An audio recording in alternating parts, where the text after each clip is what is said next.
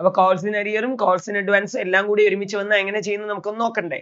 calls in arrear നെ debit ചെയ്യണം, calls in advance നെ ക്രെഡിറ്റ് ചെയ്യണം. പിന്നെ അത് കിട്ടുന്ന സമയത്ത് അതിന്റെ ഓപ്പോസിറ്റ് ചെയ്യണം. ഇത് നന്നായി മനസ്സിലാക്കുക. കേട്ടല്ലോ. Konika limited registered with an authorised equity capital of rupees 2 ലക്ഷം. ഇതൊരു അനാവശ്യ ഇൻഫർമേഷൻ, നോക്കുക വേണ്ട. Divided into 2000 shares of rupees 100 each. Register ചെയ്യുമ്പോൾ 2000 ഷെയർ, ഒരു ഷെയറിന് 100 രൂപ. പക്ഷേ പബ്ലിക്കിന് എത്രയാ കൊടുത്തത് അതാണ് നമ്മൾ നോക്കേണ്ടത്. Issued for subscription 1000 share payable ആയിട്ട് ₹25 per share on application. 1000 share ആണ് പബ്ലിക്കിന് കൊടുക്കുന്നത്.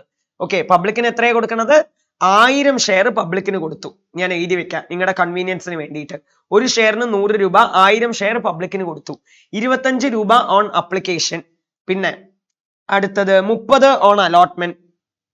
പിന്നെ 20 per share on first call and balance as and when required. ഒരു ഷെയറിന്റെ വാല്യൂ 100 രൂപ, 25 രൂപ അപ്ലിക്കേഷനിൽ കിട്ടി, അലോട്ട്മെന്റിൽ 30 രൂപ ഫിക്സ് ചെയ്തിട്ടുണ്ട്. പിന്നെ ഫസ്റ്റ് കോളിൽ 20 രൂപ ഫിക്സ് ചെയ്തിട്ടുണ്ട്. ഇപ്പൊ എത്രയായി നമുക്ക്? ഇപ്പൊ എത്രയായി? 50, 75 രൂപ. ഇത് 20 ആണ്. അപ്പൊ ബാക്കി 25 രൂപ ആസ് ആൻഡ് വെൻ റിക്വയർഡ്. എപ്പോഴാണോ കമ്പനിക്ക് വേണ്ടത് അപ്പൊ അവര് വിളിച്ചോളും. അപ്പൊ ചുരുക്കം പറഞ്ഞു കഴിഞ്ഞാൽ 4 സ്റ്റേജ് നിർബന്ധമായിട്ടും ഉണ്ട്, അതിലൊരു മാറ്റവും ഇല്ല. Application, allotment, first call, second and final call, അത്രയേ ഉള്ളൂ. കേട്ടല്ലോ. ഇനി ഇതിലിപ്പോ എന്തൊക്കെയാ സംഭവിക്കണത് നമുക്കൊന്ന് നോക്കാം. Application money on 1000 share was duly received. 1000 ഷെയറിനെ പബ്ലിക്കിന്റെ കയ്യിൽ നിന്ന് കിട്ടുകയും ചെയ്തു. Allotment was made to them. അവർക്കൊക്കെ അലോട്ട്മെന്റ് കൊടുത്തു. The allotment amount was receive. Allotment മണിയും ഫുൾ ആയിട്ട് കിട്ടി.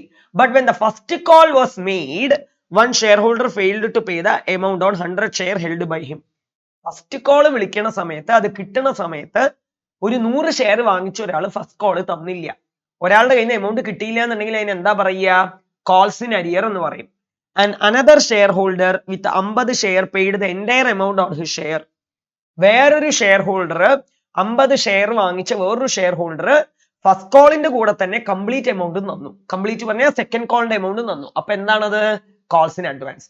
ഒരു ഷെയർ ഹോൾഡർ അരിയർ വരുത്തി, വേറൊരു ഷെയർ ഹോൾഡർ അഡ്വാൻസ് തന്നു. ഇതിനെ നമ്മൾ എങ്ങനെ എൻട്രിയിൽ കാണിക്കും? അപ്പൊ ഇതില് വലിയ കാര്യമൊന്നുമില്ല, എളുപ്പമാണ്. പബ്ലിക്കിന് 1000 ഷെയർ കൊടുത്തു, അപ്ലിക്കേഷൻ വിളിച്ചു, കിട്ടി. അലോട്ട്മെന്റ് വിളിച്ചു, കിട്ടി. ഫസ്റ്റ് കോൾ വിളിച്ചു, കിട്ടി. പക്ഷെ ഒരു 100 ഷെയർ വാങ്ങിച്ച ആള് മാത്രം തന്നില്ല. പ്ലസ് ഒരു 50 ഷെയർ വാങ്ങിച്ച ആള് ഫസ്റ്റ് കോളിന്റെ കൂടെ തന്നെ സെക്കൻഡ് കോളിന്റെ എമൗണ്ടും കൂടി തന്നു. ഇതിനെ നമ്മൾ എങ്ങനെ എൻട്രിയിൽ കാണിക്കും നമുക്കൊന്ന് നോക്കാം.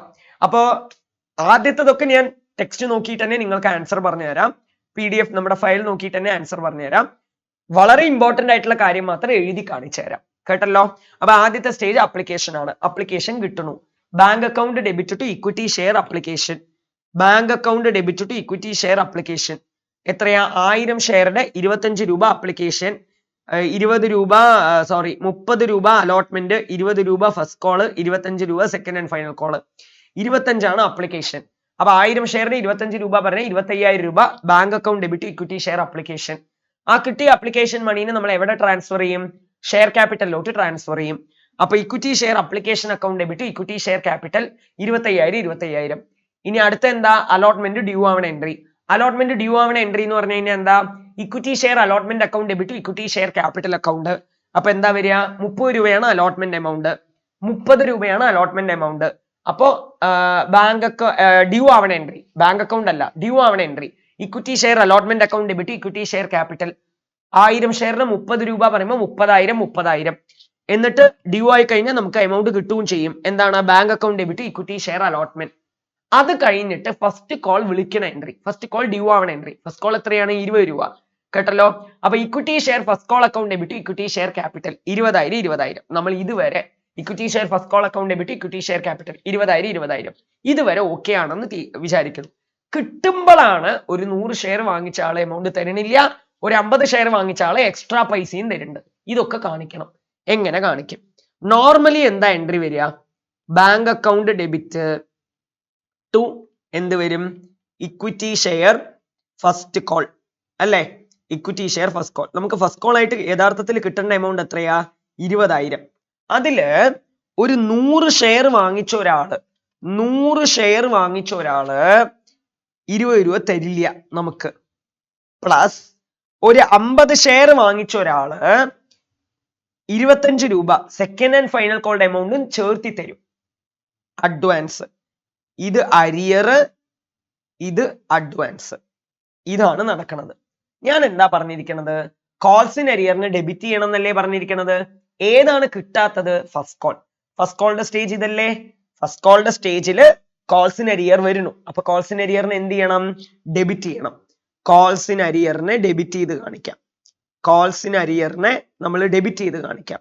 എത്ര ഷെയർ വാങ്ങിച്ച ആളാണ് തരാത്തത്? 100 ഷെയർ വാങ്ങിച്ച ഒരാള് 20 രൂപ തരണില്ല എന്ന് വെച്ചാൽ ഫസ്റ്റ് കോളിന്റെ എമൗണ്ട് തരണില്ല എന്ന് വെച്ചാൽ 2000 രൂപ നമുക്ക് തരണില്ല.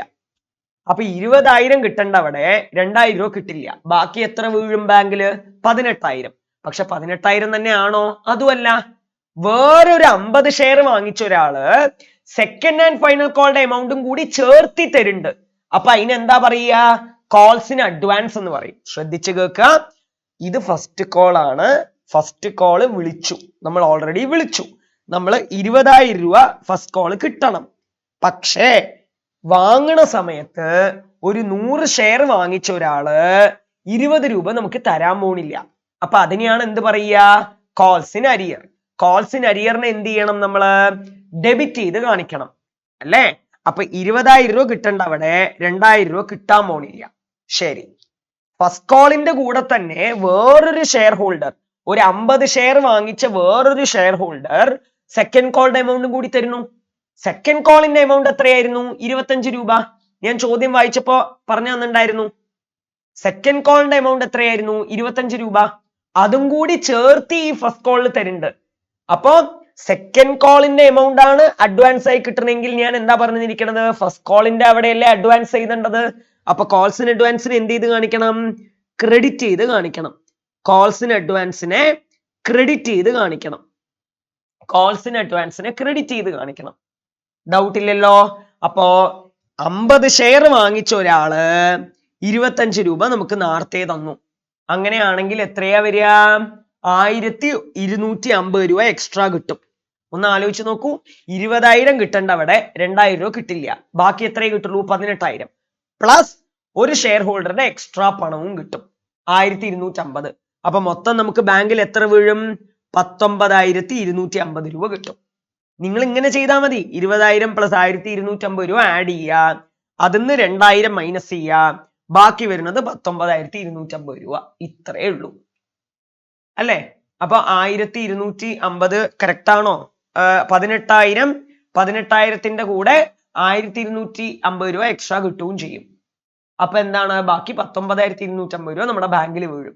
ഇതാണ് എൻട്രി. ഇതൊന്നും നമുക്ക് ചെയ്ത് നോക്കാം എങ്ങനെയാണെന്ന്. ദാ ഞാൻ പറഞ്ഞില്ലേ, ഇത്രയേ ഉള്ളൂ. ഈസി, വളരെ ഈസി അല്ലേ. അത്രയേ ഉള്ളൂ. ആൻഡ് അത് കഴിഞ്ഞാൽ എന്താ സംഭവിക്കണത്? അത്ര വരെ എൻട്രി ചെയ്താൻ പറഞ്ഞിട്ടുള്ളൂ. കാരണം ചോദ്യത്തിൽ ഒരു കാര്യം കൂടി പറഞ്ഞിട്ടുണ്ട്, company did not make any other call. First call വരെ വിളിച്ചിട്ടുള്ളൂ, സെക്കൻഡ് കോൾ ഇനിയും കമ്പനി വിളിച്ചിട്ടില്ലല്ലോ. അപ്പൊ ചെയ്യേണ്ട ആവശ്യമില്ല.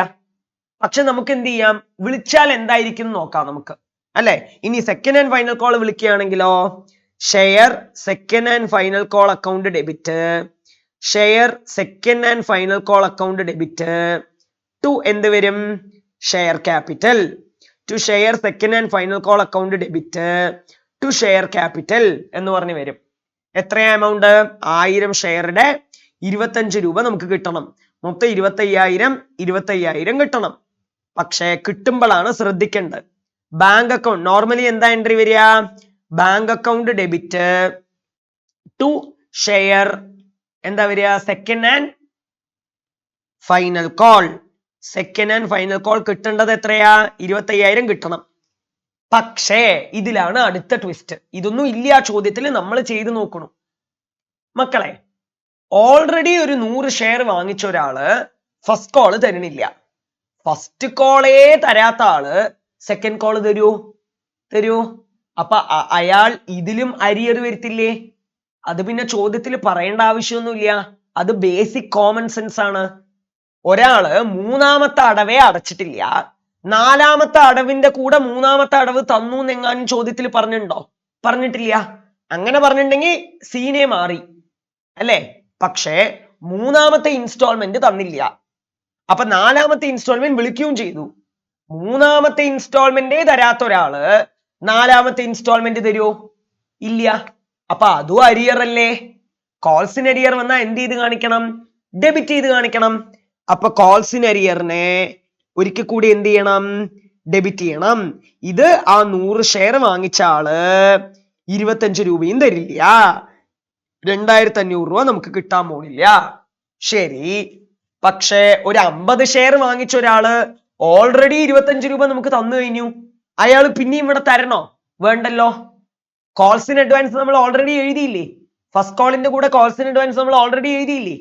ഓൾറെഡി 50 ഷെയർ വാങ്ങിച്ച ഒരാള് 25 രൂപ സെക്കൻഡ് കോളിന്റെ കൂടെ തരാതെ ഫസ്റ്റ് കോളിന്റെ കൂടെ തന്നില്ലേ? ഇപ്പോഴാണ് ഞാൻ സെക്കൻഡ് കോൾ വിളിക്കണത്. അപ്പൊ വിളിക്കുമ്പോ പിന്നെ ആ 50 ഷെയർ വാങ്ങിച്ച ആൾ 25 രൂപ തരണോ? വേണ്ടല്ലോ. അപ്പൊ നീ തരേണ്ട ആവശ്യമില്ല, നിന്റെ എമൗണ്ട് ഞാൻ അഡ്ജസ്റ്റ് ചെയ്തോളാ എന്ന് പറയും. അപ്പൊ കോൾസ് ഇൻ അഡ്വാൻസ് കിട്ടിയപ്പോ അതിനെ ക്രെഡിറ്റ് ചെയ്തു, അഡ്ജസ്റ്റ് ചെയ്യുമ്പോ അതിനെ എന്ത് ചെയ്യണം? ഡെബിറ്റ് ചെയ്യണം. അപ്പൊ എന്താണ്? കോൾസ് ഇൻ അഡ്വാൻസിനെ നമ്മൾ എന്ത് ചെയ്ത് കാണിക്കും? ഡെബിറ്റ് ചെയ്ത് കാണിക്കും. എത്രയാ നമുക്ക് അപ്ലൈ കിട്ടിയത്? 1250 രൂപ കിട്ടി. അപ്പൊ 25,000 രൂപയുടെ എമൗണ്ട് കിട്ടേണ്ട അവിടെ ഓൾറെഡി ഒരാൾ 1250 രൂപ തന്നു. അപ്പൊ ഇനി തരേണ്ട ആവശ്യമില്ല.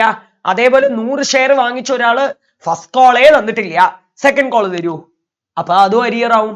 അപ്പൊ ഇത് രണ്ടും, ഇതൊന്ന് വേണ്ട, കാരണം ഓൾറെഡി തന്നു, ഇത് കിട്ടൂല്ല. അപ്പൊ രണ്ടും മൈനസ് ചെയ്യണം. അപ്പൊ 25,000 2500 മൈനസ് ചെയ്താൽ എത്ര വരും? 22,500. 22,500 1250 രൂപ മൈനസ് ചെയ്താൽ എത്ര വരും?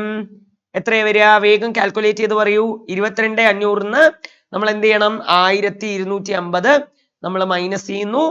വേഗം 22,500 മൈനസ് 1250 മൈനസ് ചെയ്താൽ ബാക്കി 21,250 രൂപ നമ്മുടെ ബാങ്കിൽ വീഴും. ഇത്രയേ ഉള്ളൂ. അപ്പൊ ഇതിന്ന് നിങ്ങൾ മനസ്സിലാക്കേണ്ട ഒരു കാര്യം, കോൾസിന് അരിയർ വരുമ്പോൾ ഡെബിറ്റ് ചെയ്യണം, കോൾസിന് അഡ്വാൻസ് വരുമ്പോൾ ക്രെഡിറ്റ് ചെയ്യണം. എന്നിട്ട് അതാത് റെസ്പെക്റ്റീവ് സ്റ്റേജ് എത്തുമ്പോൾ കോൾസിന് അരിയർ കിട്ടുന്നുണ്ടെങ്കിൽ ക്രെഡിറ്റ് ചെയ്ത് കാണിക്കണം, കോൾസിന് അഡ്വാൻസിനെ അഡ്ജസ്റ്റ് ചെയ്യുമ്പോൾ ഡെബിറ്റ് ചെയ്ത് കാണിക്കണം. ആൻഡ് കോൾസിന് അരിയർ കിട്ടുന്ന സമയത്ത് ഇൻട്രസ്റ്റും കൂടി പിടിക്കും. എത്രയാ ഇൻട്രസ്റ്റ് പിടിക്കുക? 10%. കോൾസിന് അഡ്വാൻസ് വരുമ്പോൾ ഇൻട്രസ്റ്റും കൂടി കൊടുക്കണം. ഈ ചോദ്യത്തിൽ ഇൻട്രസ്റ്റിന്റെ കാര്യമൊന്നും ഇല്ല, അത് നമ്മൾ പഠിക്കേണ്ട ആവശ്യമില്ല. കേട്ടല്ലോ? അപ്പൊ കോൾസിന് അഡ്വാൻസ് എത്രയാ ബൈ ഡിഫോൾട്ട് ആയിട്ട് കൊടുക്കുക? 12% കൊടുക്കും. ഡൗട്ട് ഇല്ലല്ലോ? അത്രേ ഉള്ളൂ. അപ്പൊ നമ്മൾ മെല്ലെ മെല്ലെ മെല്ലെ ഓരോ ടോപ്പിക്കുകളും നമ്മൾ കവർ ചെയ്ത് വരികയാണ്. ക്ലിയർ ആവുണ്ടോ? ഓവർ സബ്സ്ക്രിപ്ഷൻ, അണ്ടർ സബ്സ്ക്രിപ്ഷൻ എന്താന്നൊക്കെ നമ്മൾ പഠിച്ചു. അതിന്റെ പ്രോബ്ലം ഒക്കെ നമ്മൾ ചെയ്യണ്ടേ? അതിന്റെ ഓൾട്ടർനേറ്റീവ് ഒക്കെ നമ്മൾ ചെയ്യണ്ടേ? അപ്പൊ അതൊക്കെ നമുക്ക് എപ്പോ ചെയ്യാം? അടുത്ത വീഡിയോ ക്ലാസ്സിൽ ചെയ്യാം. കേട്ടല്ലോ? അപ്പൊ താങ്ക് യു സോ മച്ച്.